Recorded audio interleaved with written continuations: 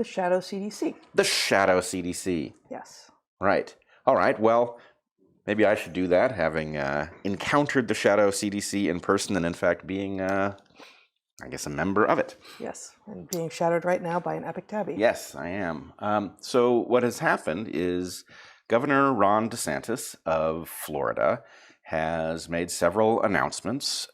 He is pursuing a grand jury investigation of malfeasance during COVID. He's doing that as Florida's governor, the idea being that Floridians were harmed like every other group, and that we should check out these harms and figure out how they arose. And in any case, he has also announced I'm not sure I love the term shadow CDC. Frankly, I'm not even sure that that is a term that came out officially, but those who are involved with it. I've seen it in some headlines. Yep. So what it is it's a group of folks with various different kinds of expertise who have been impaneled to essentially talk about what we should be doing with respect to COVID and to comment on what we have been doing and to compare these things, because many of us, of course, many DarkHorse listeners, in fact, all longstanding DarkHorse listeners and viewers will know that we've been quite disturbed by the policy that has emerged in the aftermath of COVID. So I traveled to... Policies, one after another. Right? Yes, all of the policies that have followed the emergence of COVID, the official emergence being the very final days of 2019. Many of us believe that the actual emergence of the virus was quite a bit earlier than that. In fact, that there is strong evidence that when it was circulating at the Wuhan military games in September, I'm virtually sure it was September of 2019. So that is among the many errors. Our failure to acknowledge that the virus was circulating early is certainly on that list with significant consequences. So maybe, Zach, are you ready to show that clip? We thought it was important, particularly me talking with other governors, to say, okay, because CDC will say these things, and then people will think, well, because they're saying it, then we have to do it. And maybe not quite as much anymore because people have lost confidence, but you still see it. We had to fight it with the masking in the schools because the school districts were citing CDC as the reason why they wanted to do it. We had to come and overrule that, but it was difficult because they were being put as an authority, and some people were doing that. So other governors and I have talked about the need to have a panel of experts who can counteract nonsense when it's coming out of these institutions, that are not going to just go along with the flow and follow pre-cooked narratives, but will actually do evidence-based analysis. And so in Florida, we're creating what we're calling the Public Health Integrity Committee. It's a committee of expert researchers that will be able to assess recommendations and guidance related to public health and healthcare, but particularly being able to offer critical assessments of things that bureaucracies like the FDA, CDC, and NIH are doing. We know that there's been a lot of faith destroyed in public health, and I think that it's important that we have folks who people actually can rely on when they're looking to answers and when they're looking for guidance on some of these really, really important issues. The people we have today, Bhattacharya, Kaldorf, Hoag, Freeman, Christine Stable-Ben, Weinstein, Templeton, are all going to be on this panel. And so I think you're going to see a lot of other states are going to join with us to be able to work. And so it's not just going to be helping Florida, it's going to be helping people all throughout the United States of America. Governor DeSantis and his Surgeon General, Dr. Ladapo, is that his name? I should have asked him in person how to pronounce it, but it's either Ladapo or Ladapo. Okay. I've heard it pronounced both ways. Pulled together a group of scientists and doctors and medical doctors. I don't know if you want to just mention... I would say a few people are likely to know. Jay Bhattacharya is on it. Martin Kaldorf is on it. I was on it. I don't know how I'm going to pronounce Tracy's last name. It's basically like a Kung name, and you have to have special phonemes in order to get there. But I think the way we traditionally butcher it in English is Tracy Hogue. Christine Stable Ben is on it. Anyway, I think there are others yet to come on the group. So stay tuned to see who arrives there. But it's a lot of people who have made important contributions. Jay Bhattacharya and Martin Kulldorff, of course, being primary authors of the Great Barrington Declaration. Christine Stable Ben being somebody who our viewers and listeners will be familiar with from her excellent Unheard interview, and we discussed her work revealing that the mRNA vaccines appear to cause an increase in all-cause mortality. So anyway, all of these people were gathered, several of them virtually. There were, I don't know, I guess 6 of us there in person, and we had some back and forth, and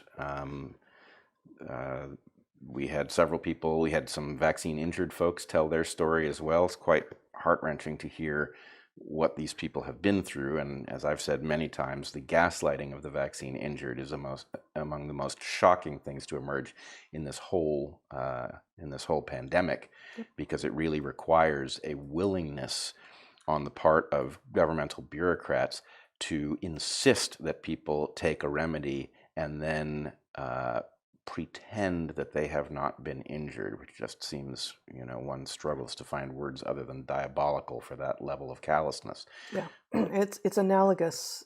It's an imperfect analogy, but it's analogous to not taking care of your veterans. It is exactly the same thing. And how it is that these bureaucrats do not understand that we will look at how the vaccine injured were treated, and then the next time they tell us, well, here's a vaccine that you must take, right? That cannot help but be a primary factor. It will be a factor for any intelligent person. They're creating actual anti-vaxxers. They are creating real anti-vaxxness, and and they are fueling it, right? Yep. They are giving it credible reason to exist, which is an unthinkable error on their part. There were a number of things I wanted to discuss. It's a pity the clip isn't working, but I will say, in my introduction, I argued that the decision-making in and around COVID, from the decision to find the ancestor virus in the wild, to bring it into the lab, to enhance its capacity to infect humans, then they lost control of it, presumably, and it got into the human population. They failed to acknowledge that it was taking place. That evidence is increasingly clear. And then they deployed a strangely top-down response to this virus, which presumably they knew very little about its effect on humans, because presumably they had not seen it in humans until it got into somebody and left the lab. So for them to have a top-down response ready and to enforce it, coercively, aggressively on the medical profession is an insane inversion of the normal order. Normally, if you had some disease, if some disease really had leapt out of nature and had begun infecting humans, the people who would be in the best position to tell you how to deal with it would be doctors who had been treating it clinically. And while those doctors would at first have known nothing, what they would have done is they would have followed hunches. They would have looked at symptoms. They would have said, this symptom is failing.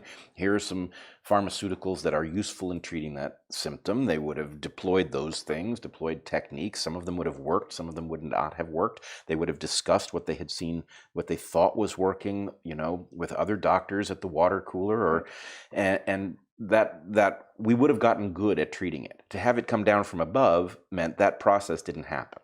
And the argument for instance, lockdowns and mandatory universal masking in many places looks much different if this is just emerging and we got to shut down travel and we got to shut down borders and we got to shut down everything. Or this has actually been circulating for half a year already. And now we got to do this right away. We got to do this as urgent, right? Like you can't create a sense of urgency in a populace if you tell them this has been out there for 6 months. Not only can you not create it, but the utility of trying it is already gone. This is one of the points that Jay Bhattacharya makes. There's two different things. Like, could this potentially be useful? And is it possible to implement this on a population? And those should be, you shouldn't think about implementing it unless it could be useful. But they are really two, one of them is downstream of the other, but you need to satisfy both of those criteria before you decide to do Before you would decide to do anything so disruptive. Yeah. And so I will point people to, why would they have delayed? Once the thing had escaped, it seems like time is of the essence, and you want people to be, how much time was wasted, doctors seeing a disease that they didn't know was novel, and therefore we're not categorizing it as novel and not learning the things that they might have been learning about what to deal with it, right? That's one amongst a dozen different problems that emerge when you delay that awareness. So why would they have delayed it? Well, I would invite people to go back and look at our discussion of the time-traveling money printer hypothesis, right? Because it may be that this was the cynical recognition by those who did not alert us that there was something circulating, that they had an opportunity that if they were willing to prevent us from deploying a rational response, that they were in an excellent economic position to anticipate the future, and that there's a lot of ways to turn that into money. That was episode 150, incidentally. I'd strongly encourage people to go back and consider whether or not that is the explanation. But I did want to highlight one thing from this meeting in Florida. First of all, I will say there is a wide range of opinion on this panel. Mm-hmm. I would say everybody there is a COVID dissident, but we've all arrived at our positions independently, and therefore those are not the same positions. And this emerged in one interesting place that I wanted to point to. So in my introduction, I argued that from the sourcing of the ancestral virus in the wild, the enhancing its capacity with gain-of-function research, and then the decision-making around how to treat it once it had emerged into the human population, that all told, that constitutes the largest blunder in human history. Mm-hmm. And I believe it does constitute the largest blunder in human history. There are some equally terrible or worse incidents, but they're not blunders. So in any case, I made this argument, and Martin Kulldorff picked up on it, and he said, Dr. Weinstein is right, this is the largest blunder in public health history, or something like that, or words to that effect. And we didn't get a chance, there wasn't enough time to have an interaction about it, but what I wish I had been able to say, and mind you, there's nothing negative here about Martin. I'm a big fan of his work, and I tremendously appreciate the courage he has shown and the insight that he has delivered during the pandemic.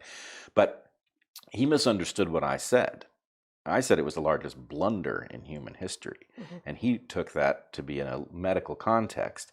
And I wanted to defend my position a little bit so that people can understand. So one of the things that we did disagree on within the panel is whether or not there was a role for the so-called vaccines in a rational response to COVID. And my position is these vaccines, not any vaccines. Right. Well, vaccines. I would have loved to have seen a vaccine that was worth that label, that did not require, for example, a redefinition of the term vaccine in order for it to apply.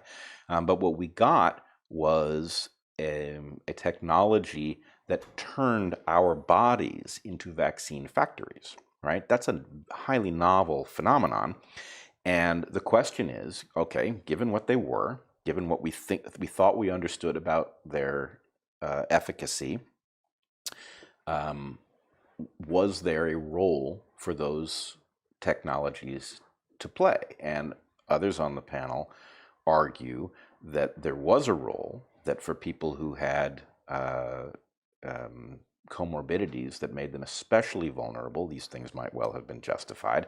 And I take the position that these were prototypes that should never have been injected to human beings. And what I want to make, the argument I want to make now, to clarify why this distinction exists, I believe that those who disagree with me on this point are functioning downstream of a very honorable and correct instinct, but it has been miswired, not in them, but in our entire context. And what it is I would just simply say this. if it is true that the facts of these technologies, the actual facts of how effective they are and how dangerous they are, mean that they should not have been emergency use authorized, then it is inherently true that they should have been given to no one. And my point is, given what we know about these things now, given what the facts that we have learned as a result of what happened when they were deployed at wide scale, I think it's very clear that emergency use authorization made no sense. Given this pathogen, there was no justification for taking something that has as many negative consequences and as serious a set of negative consequences. Well, and given that by the time the EUAs for the vaccines were being considered, there had been many months of work by clinicians, by doctors on the ground with patients, discovering what worked and what didn't. And those protocols have changed over time as the virus has evolved, both because viruses evolve and presumably because we put greater selective pressure on it by vaccinating the population. But the fact is that there were and remain treatments. And given the language of the emergency use authorization from the federal government, which I read from back in, gosh, it would have been early 2021 on DarkHorse, there was actually, like, just that right there suggests that there was no justification for an EUA because there were effective treatments available. Right. That's an excellent point. So this is one of several points that head in the same direction. One is what we now see is that even in the trials that argued that these things were safe and effective, the evidence that they were neither safe nor effective was already present. And so in light of that, an emergency use authorization should not be granted. The fact that we had safe and effective treatments among the repurposed drugs in and of itself should have killed off the emergency use authorization. And given that, they shouldn't have been given to anybody. So in any case, giving them to people at wide scale in a completely indifferent way with respect to the age stratification of the risks of the vaccines, so-called vaccines, and the risk stratification in exactly the inverse form in their potential value, these things should have been DOA. They should never have been authorized. And in light of that, the authorization and everything downstream of it strikes me as illegitimate.